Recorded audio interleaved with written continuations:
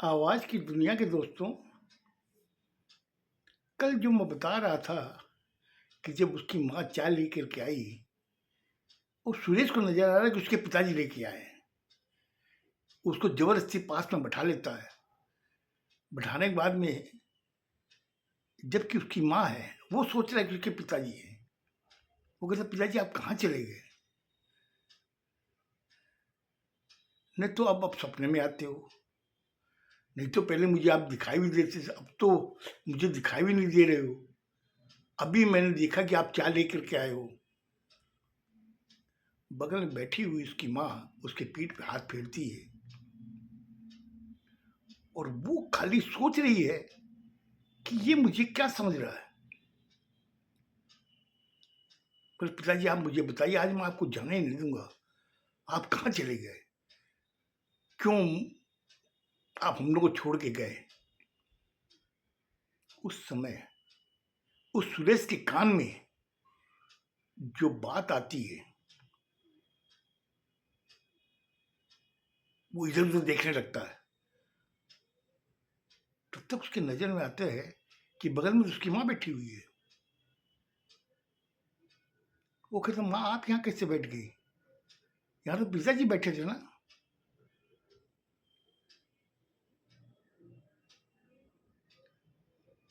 वो फटे आंख से उस सुरेश को देख रही थी। फिर उसके कान में आवाज आती है पिताजी की, बेटा मैं जाना नहीं चाहता था, मैं तुम लोगों के साथ रहना चाहता था, मगर समय का ये जो काल चक्र है, ये मुझे तुम लोगों से छीन के ले गया। बोले, पापा काल चक्र जब था तो आप मुझे बताते, मैं रोकता, मम्मी रोकती। बोले, बेटा दुनिया में ऐसा किसी ने भी नहीं किया है, क्योंकि जाने की किसी की इच्छा नहीं होती है इस पृथ्वी से। पृथ्वी को छोड़ने की किसी की इच्छा नहीं करती है, लेकिन जब समय आता है तो उसको जाना पड़ता है। वो जो ऊपर बैठा हुआ जो है ना, ईश्वर, वो जब बुलाता है तो एक सेकंड भी नहीं लगता बेटा, उस इंसान को जाना पड़ता है। इतनी दिन कान में आवाज आनी बंद हो जाती है। वो इधर उधर देखता है, अपनी माँ को कहता, माँ मेरा माथा दुख रहा है, मैं थोड़ी देर सोना चाहता हूँ। बोले, ठीक है बेटा तू सो जा, शाम को अपने लोगों को वहाँ चलना है डॉक्टर के पास में। बोले, हाँ हाँ ठीक है मैं चलूँगा, अभी मुझे थोड़ा सा नींद आ रही है। अपने कमरे में जाके गद्दे पे सो जाता है। सोने के बाद में उसके समझ में आता है कि बगल में एहसास होता है, उसके बगल में उसके पिताजी बैठे हुए हैं। वो उसके माथे पे हाथ फेर रहे हैं। वो उसको देख, अचानक उसकी आंख खुलती है, वो देखता पिताजी बगल में बैठे हैं। बोले, पिताजी आप कितने दिन बाद में आए हो बताओ, मैं कितने दिन से परेशान था। बोला, बेटा अब तुम्हें मेरा एक काम करना पड़ेगा। बोला, हाँ बताइए पिताजी क्या करना है। बोला, बेटा ये आत्मा अब कोई दूसरा शरीर धारण कर चुकी है, तो मुझे जाना पड़ेगा बेटा। बोले, पापा क्या बोल रहे हैं?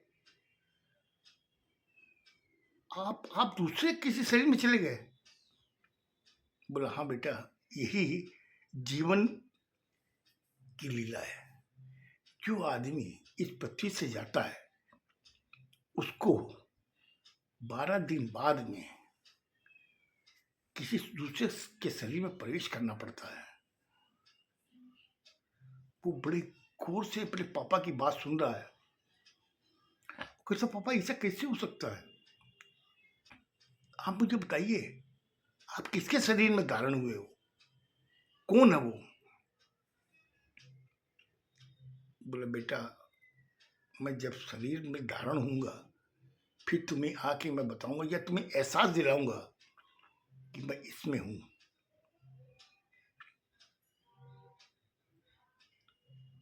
इसके बाद में देखता उसके पिताजी वहां नहीं है। वो इधर उधर देखता है। देखने के बाद के अंदर वो शांत हो जाता है, बैठ जाता है, सोचने लगता है कि आज पापा ने ये क्या बात कही, वो किसके शरीर में धारण, किसका शरीर वो धारण कर रहे हैं।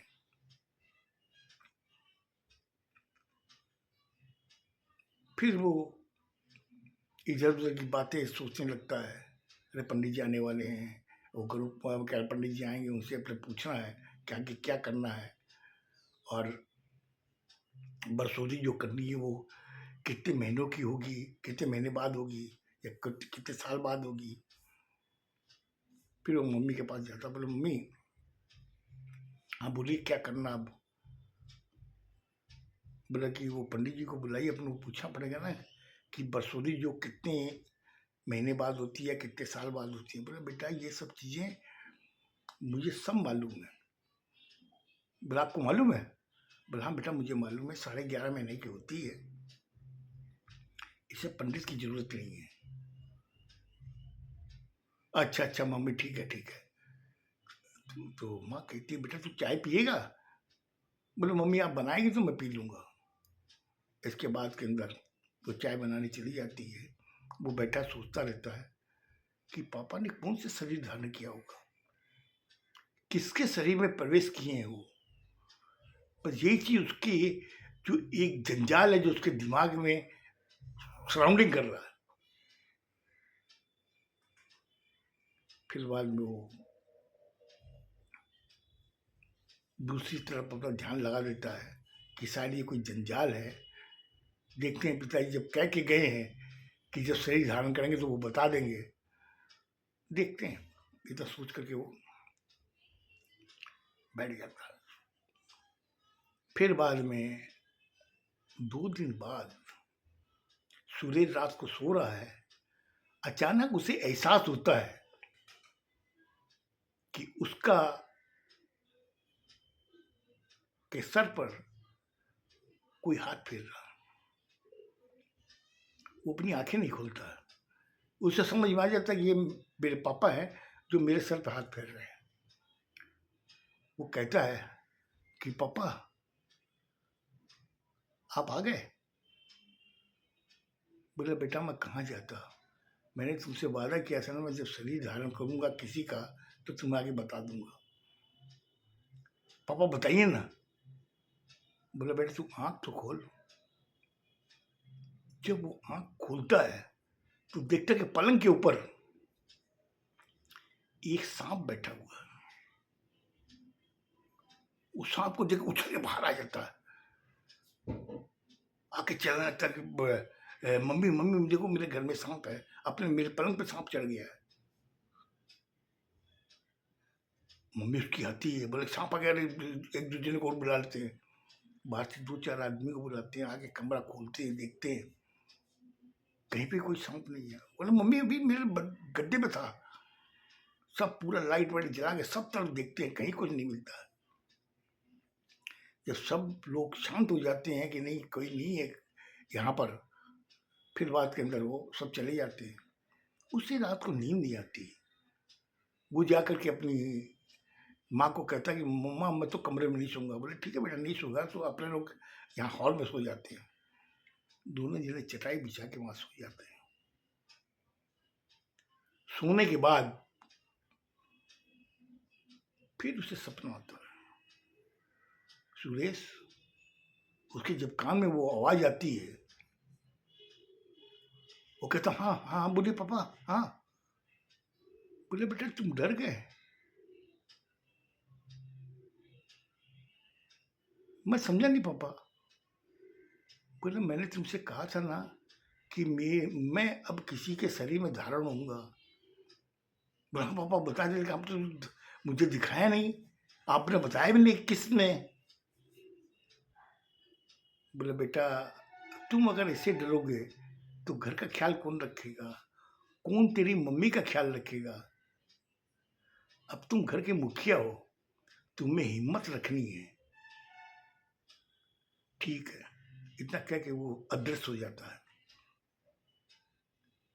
वो आंखें नहीं खोलता, सो जाता। अचानक उसको नींद आ जाती है। सुबह जब उठता है अब वो किसी को भी कुछ बता नहीं पा रहा है कि आखिर क्या है। साइकियाट्रिस्ट पर ले जाते थे, साइकियाट्रिस्ट को वो बताता है,